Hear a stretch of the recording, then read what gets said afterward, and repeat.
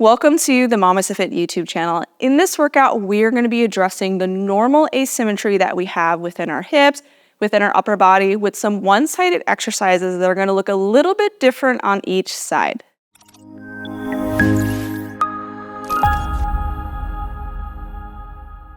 Hey, my name is Gina. I'm a perinatal fitness trainer and birth doula and mom of four. And I have used this little bit of asymmetry to help support not only my own pelvic floor and hip function throughout 4 pregnancies and postpartums, but also with thousands of clients as well. A lot of us have normal asymmetry where we put more weight into our right leg. Because of this, our right leg tends to be more internally rotated in a closed hip position, with a hamstring and inner thigh that tend to be firing a little bit more. The left side, though, we tend to not put our weight into quite as much, so we tend to favor a little bit more external rotation and an open hip position on the left side. Because of this, the glute and quad on the left leg tend to be a little bit stronger. This can also cause a little bit of uneven tension within our pelvic floor, where the right anterior pelvic floor tends to fire a little bit more, and the left posterior pelvic floor tends to be a little bit tighter. And so with this normal asymmetrical pattern, it doesn't always equal problems, but when we navigate pregnancy and postpartum where there's a little bit more of a load and a little bit more demand on our bodies, sometimes these normal asymmetries can begin to lead to some issues. In today's workout, we're going to be addressing this normal asymmetrical pattern to help support overall balance. We're going to be holding weights only on one side with each leg, which is going to bias each hip slightly differently. We're going to add in some rotation, especially in the rib cage with some rowing motions. And then we're going to end up on the floor for a pelvic floor release and a core strengthening exercise that's going to be a little bit different on each side. The equipment that you'll need for today's workout is one medium to heavy weight. And then if you want to use a wedge or rolled up yoga mat underneath your foot, that is an option for you, but totally optional. We're then going to use that same medium to heavy weight for some single leg deadlifts. We're going to put that weight down and grab onto 2 medium to heavy weights for our seesaw rows. We're then going to come down to the floor with a yoga block for our all fours hip shift. And then our last exercise is a bird dog, which is going to be a body weight movement. So for this workout, we're going to need 2 medium to heavy weights. A wedge is totally optional and 1 yoga block. Once you've gathered your equipment, we're going to move through 2 rounds together. At the end of the 2 rounds, if you want to do more, feel free to repeat this video or do the exercises on your own. For round number 1, we're going to start with that B stance squat. So if you're using a wedge, let's place our left foot onto the wedge, and this is going to be our first target leg. Your right foot is going to step out to the side like a slight kickstand, and then I want you to hold the weight in your right hand. So we have opposite sides working together in a contralateral holding pattern. So holding the weight in your right hand, putting weight into your left foot. Right foot is just a little bit of a kickstand. We're going to inhale to lower down and then exhale to stand up. Inhales to lower and then exhale to lift up in the pelvic floor as we stand up. As we do this exercise, we're going to be a little bit more internally biased. So we're going to be rotating a little bit towards that left leg, emphasizing a little bit more of an internally rotated position or closed hip position. This is really helpful for the left side since we tend to favor a little bit more weight into our right leg.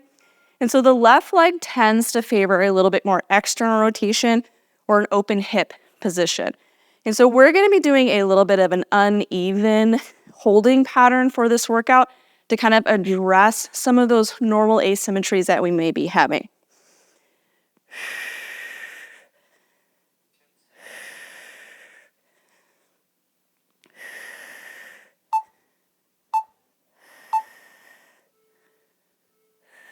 Let's go ahead and switch to the right foot now. So right foot is on your wedge if you're using it or you're just putting it flat on the floor. Left foot is going to kickstand out to the side, and then I'm still holding the weight in my right hand. Inhales to lower down, exhales to stand up. Inhales to lower, exhale to stand up. Holding the weight in the same side as the working leg is a ipsilateral holding pattern. So this is going to bias a little bit more external rotation, a little bit more of an open hip position on this right leg. And again, that right leg tends to favor more internal rotation, more of a closed hip position because we like to put more weight into it. The right side of our body's organs are denser. the diaphragm is larger on that side, and so we like to stabilize over there. But because of that, we have a normal asymmetry that is not normally a problem, but sometimes, especially as pregnancy progresses, if you're navigating postpartum, it can become a problem. So by adding in a little bit of this uneven holding pattern, it can help to address the balance of the pelvic floor.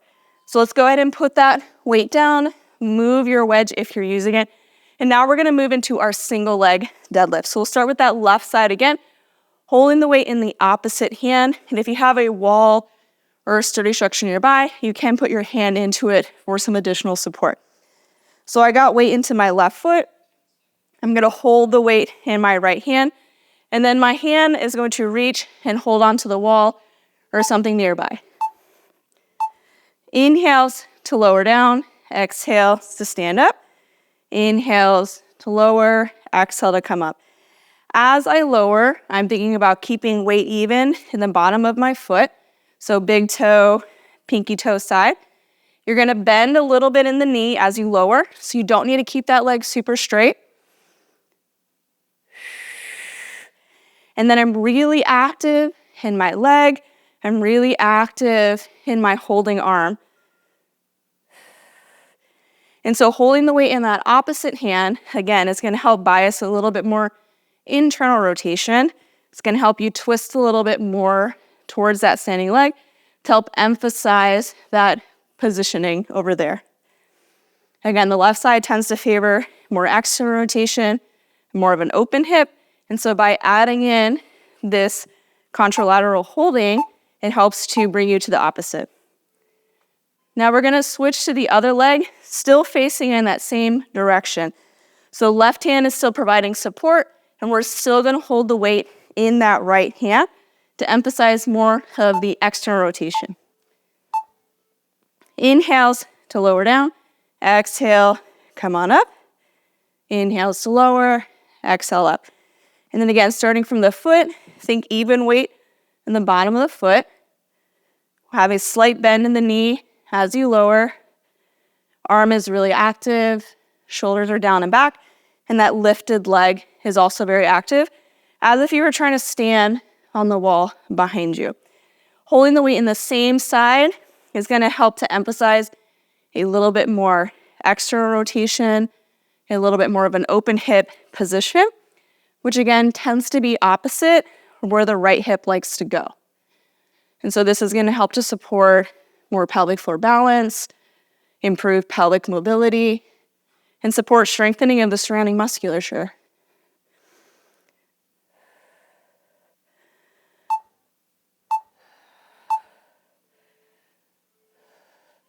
So grab onto your 2 medium to heavy weights, and we're gonna move into our seesaw rows. So you'll have 1 weight in each hand. And as we do the seesaw rows, we're gonna hinge forward maybe like 45 degrees, maybe more if you feel it's good for you. And we're gonna row as we kind of twist towards the rowing arm and then switch to the other side. So it's gonna add in a lot of thoracic rotation, which can be super helpful. So go ahead and exhale to row on one side and then switch. So you're kind of reaching for the floor, which is bringing you into that rotated position.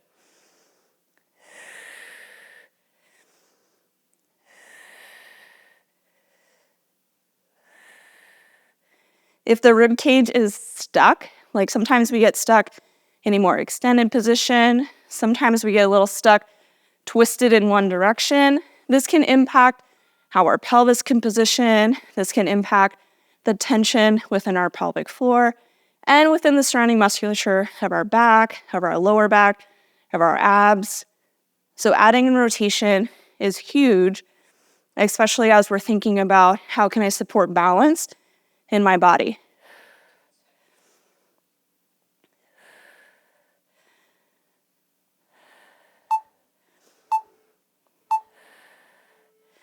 Let's go ahead and move down to the floor. We're gonna come into our all fours hip shift, which are gonna be our pelvic floor release exercises.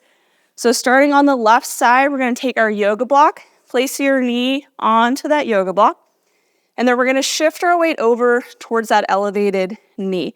And so like 80 to 90% of the weight is in my elevated hip. I could lift that lower leg off and my body position would not really change. And then drop belly to the floor. Exhale, pull belly to spine to round. Inhale, drop belly down. Exhale to round. So with the elevated hip, this is bringing us more into the back half of the pelvic floor. On the left side, so kind of that gap between your sacrum and your sits bone. And so we find that more rounded position. You may find that you feel a little bit more sensation in this hip pocket. So if you were wearing jeans, kind of where your hands would go if you were putting them in your pockets. If you're not really feeling much, we may just need to shift our weight a little bit more. You may be still very even between both knees or even primarily in the lower knee. You can also think kind of like push with your right knee. So you're trying to like push yourself towards that left leg a little bit more, and that'll help bring you a little bit deeper. Go ahead and remove that yoga block, and we're gonna bring both knees even, and same thing, we're gonna shift over towards that left side. And now we're gonna feel a little bit more in the right inner thigh and groin. And then we're gonna move through those pelvic tilts, finding that arch and that round.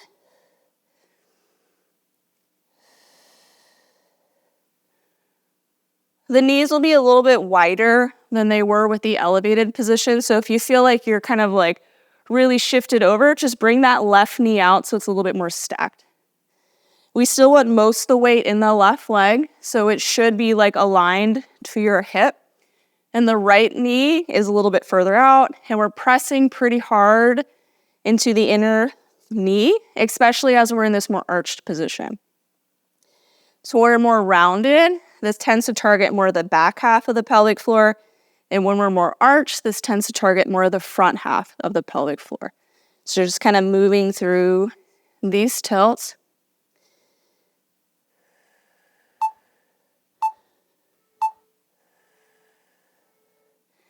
And now we're gonna finish up the round with some bird dogs. And this is gonna be our core strengthening exercise.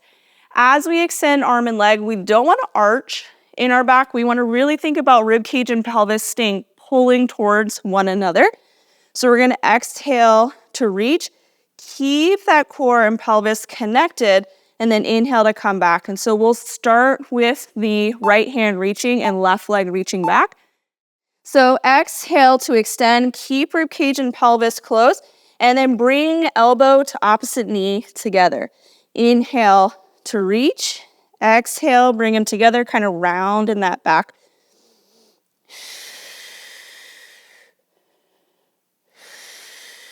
And as we extend, we're not trying to be an Instagram fitness model where we're arching in our back. We really want to think rib cage and pelvis staying connected. So that foot can almost just drag back behind you.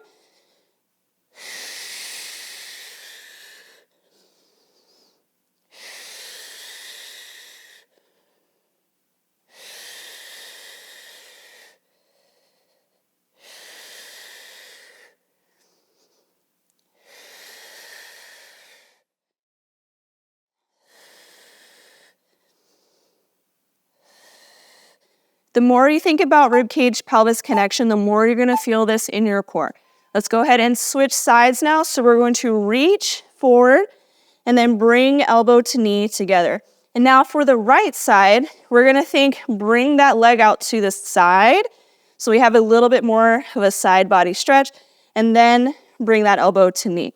So we're going to bring the right leg out for a side body stretch, and then bring elbow to knee together to help just kind of increase that range on that right side. We tend to be a little bit more compressed on the right side of the body, and so this can add just a little bit of length. But as we reach, we're still trying to avoid that arching. So we still want rib cage and pelvis connection as we reach forward.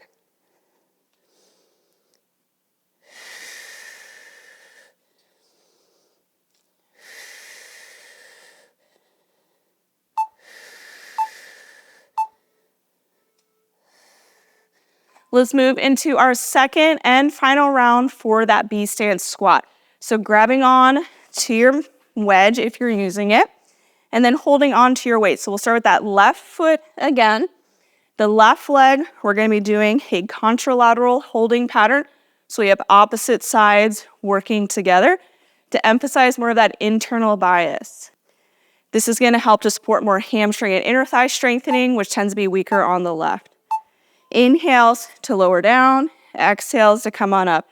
So again, we're rotating a little bit more to the left leg, which is biasing a little bit more internal rotation, helping to stretch and release the posterior portion of the pelvic floor, which tends to be a little bit tighter on the left side, just based on normal postural patterns. And these patterns are really common in most of us. Now, if you don't have like primarily a left-sided bias or a right-sided bias, you may be favoring both legs in more external rotation. But in general, this is the pattern for most people. And so doing it in this way is not bad if you're not exactly aligned to it. It's just a different way of moving.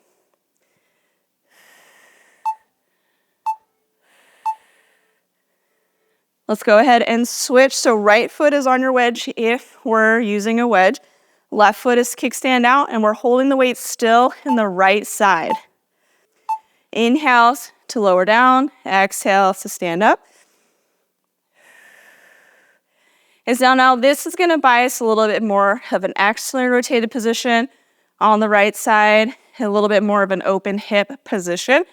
So if you're having any like pinchiness in the right groin area when you do your squats or your lunges, it could be that the right interior pelvic floor and the obturator internus that kind of supports that front half of the pelvic floor are firing a little bit too much, and it's making it harder for that hip to rotate.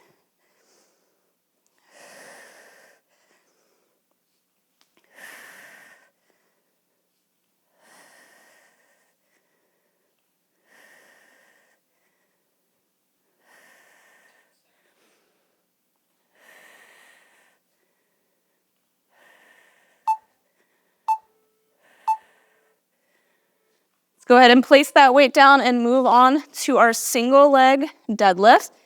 So again, we're gonna start with that left foot, holding the weight in that right hand. So your right hand and forearm might be feeling a little fatigued from doing all of the holding, which is okay. A lot of us tend to do a lot of holding with our left hand, and sometimes the right side QL, lower back muscle, is just not firing as much as the left, and so this is gonna help to support that as well.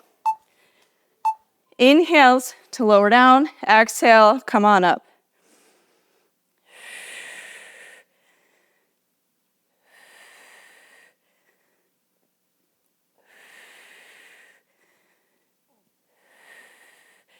Think about even weight in the bottom of the foot, big toe, pinky toe, and center of the heel.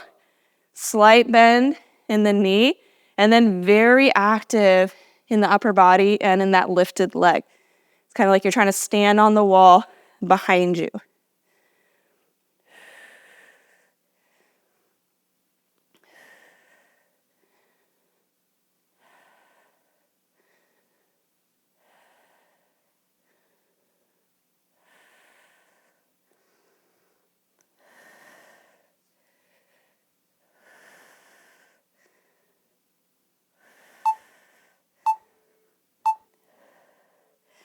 Let's go ahead and switch sides. So now putting weight into your right foot, and your left leg is gonna be your lifted foot. So this foot is gonna go back, and we're still holding the weight in that right hand. Inhales to lower down, exhales to come on up. With the weight in the same side, you may favor a little bit more of an external bias, helping to offload the front half of the right pelvic floor, helping to strengthen a little bit more glute and quad.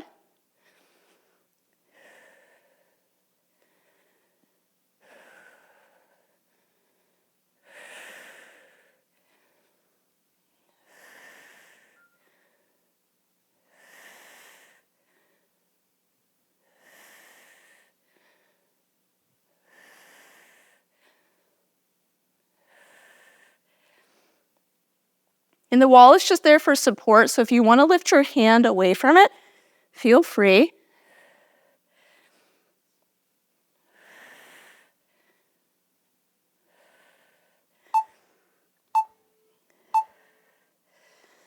Go ahead and place that weight down and then grab onto your 2 weights for those seesaw rows. And so again, we're really thinking about kind of a push and pull to twist and then come to the other side. Your legs can also kind of bend with it as well. And what we're really emphasizing is that rotation in the rib cage to help support pelvic balance, support balance in the upper body. So go ahead and bend forward. Exhale to row and then switch.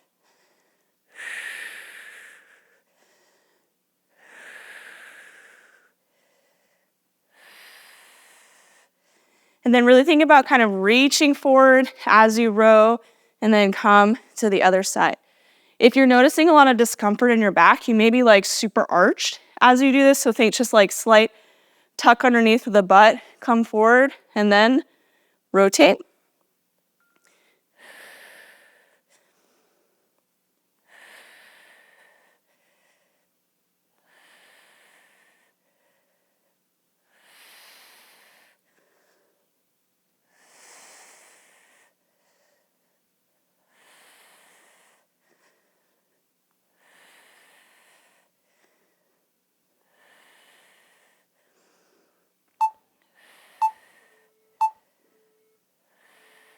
Let's go ahead and place those weights down and move to the floor to finish up with our hip shifts and our bird dog. So the left side, we have the yoga block underneath our left knee, and we're gonna shift our weight over. So this leg is still fairly stacked, but my pelvis is rotated more towards the left, so I'm gonna feel more of a stretch in this back hip pocket.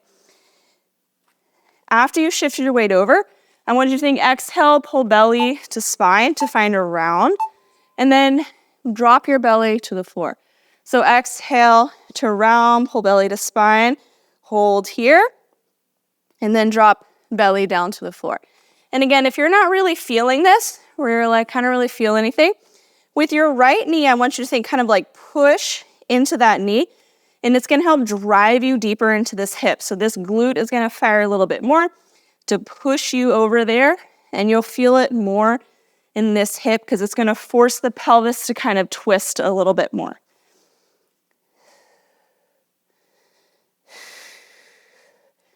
And when we find the round is not coming from clenching my glutes, it's coming from my core activating to pull my pelvis and rib cage together.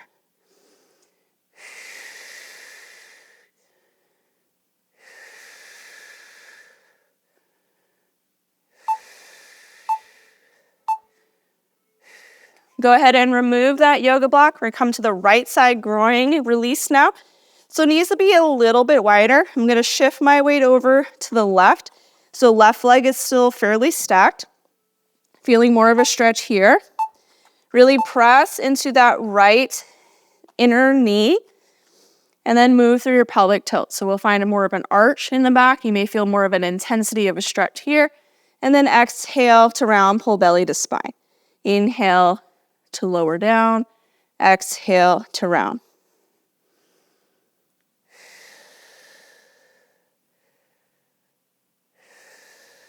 And just paying attention to the sensation. What feels better for you? Is there a place you want to spend a little bit more time?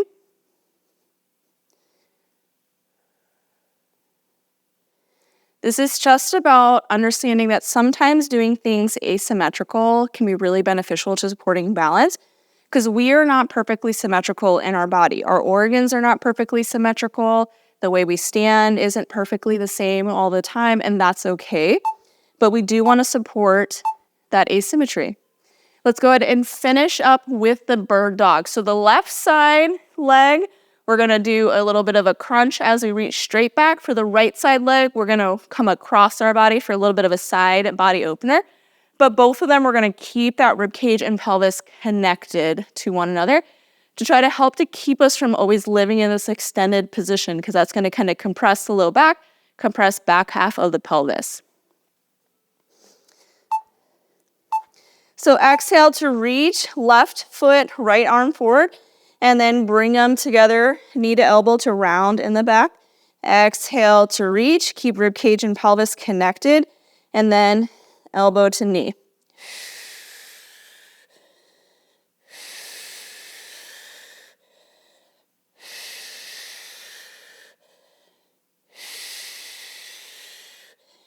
If your foot is lifting too high, you're going to begin to arch in your back. So really focus more on kind of like that toe dragging back to really find that connection. And then maybe you lift the foot off just a little.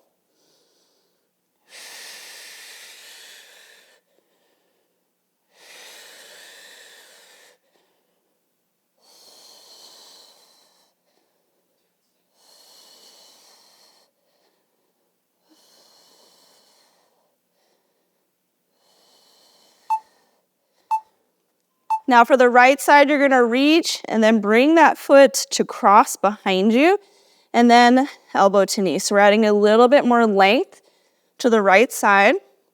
The right side body tends to be a little bit more compressed compared to the left side. And so adding this little bit of extra release can help, but still think rib cage and pelvis connecting because we want to keep that core engagement.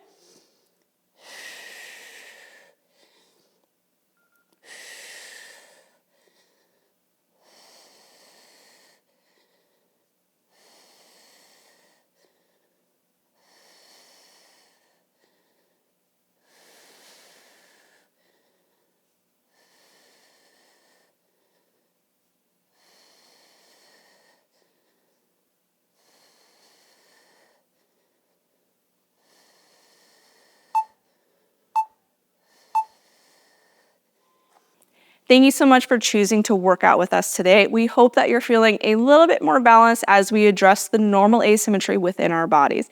Again, most of us tend to favor a little bit more weight to the right leg, which is going to emphasize more internal rotation and closed hip positioning.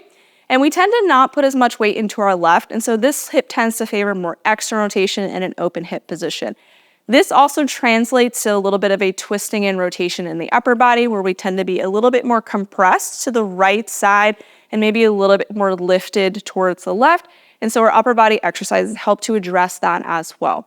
If you want more workouts like this that are really intentionally designed to help support you during your pregnancy, your postpartum, and beyond, check out our online fitness programs for pregnancy, for postpartum recovery, and for strength training in motherhood.